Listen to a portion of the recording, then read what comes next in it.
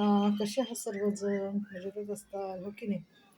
आता काय झालं सांगू का? अंधार बघा किती पडलेला आहे नाही का? माझं हे बाथरूम दिसते, बाथरूमचा दरवाजा लावते जरा आणि लाईट पण लावते.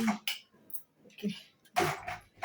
तर सांगायचं म्हणजे की आता थोड्या वेळापूर्वी आहे ना, खरंच बाबाचा एक व्हिडिओ बघितला पाहिजे.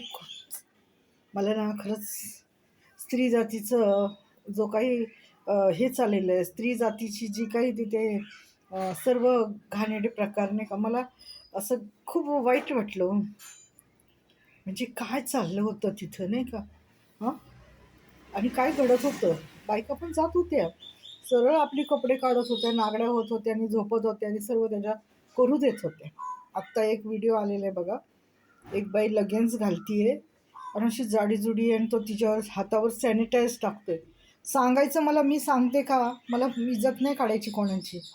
जर त्यांना लाज नाही वाटली करायला, तर मला बोलायला काय लाज वाटते? अख्खी महाराष्ट्र बोलतोय, हो की नाही? मला ह्याच्यासाठी बोलायचं आहे, की बायकांनी आता तरी शहाणं व्हायला पाहिजे. हं?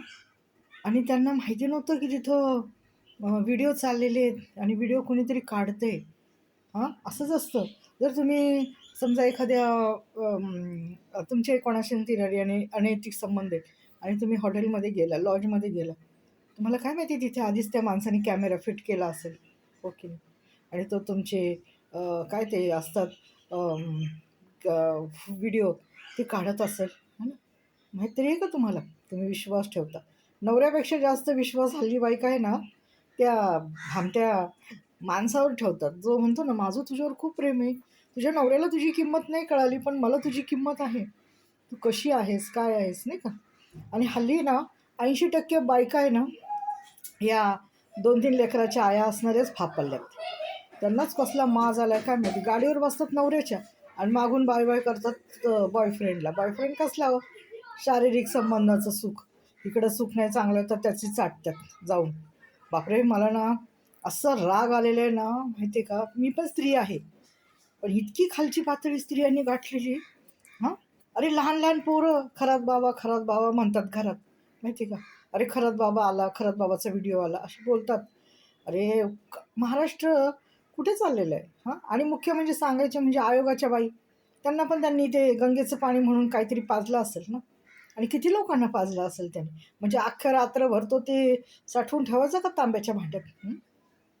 अरे उलटी येते उलटी, मळमळतं. साधं तुम्हाला बॉटलमधलं पाणी जर दिलं, समजा आपण एखाद्या ठिकाणी गेलो, तर मी इथे कॉर्पोरेशन हद्दीत राहते, तर माझी मी बॉटल घेऊन जाते. मला ते काय म्हणतात ते ॲक्वा काय काय कुठलं पाणी मला ते आवडत नाही.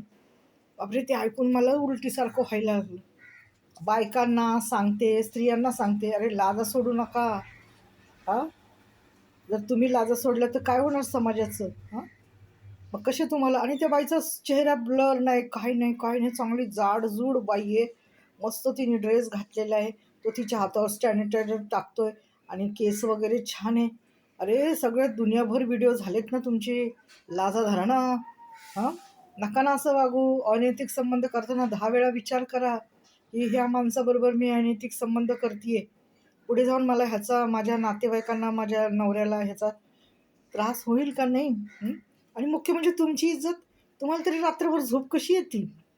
हां? कसं काय तुम्ही झोपू शकता? हां? एवढं घाण कृत्य करताना. रात्री झोपताना तरी तुम्हाला वाटत असेल ना, अरे ह्या माणसाने मला इथं टच केलं, इथं त्याने माझं हे केलं, त्याने मला असं केलं. हां? आणि काय होणार आहे ते टच करून? शी!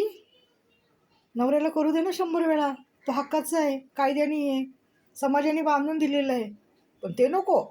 चोरी-लप्पीचं पाहिजे ह्यांना. तिथं त्याबरोबर त्यांची आई घालतात. छी! असा राग आहे ना मला. बापरे!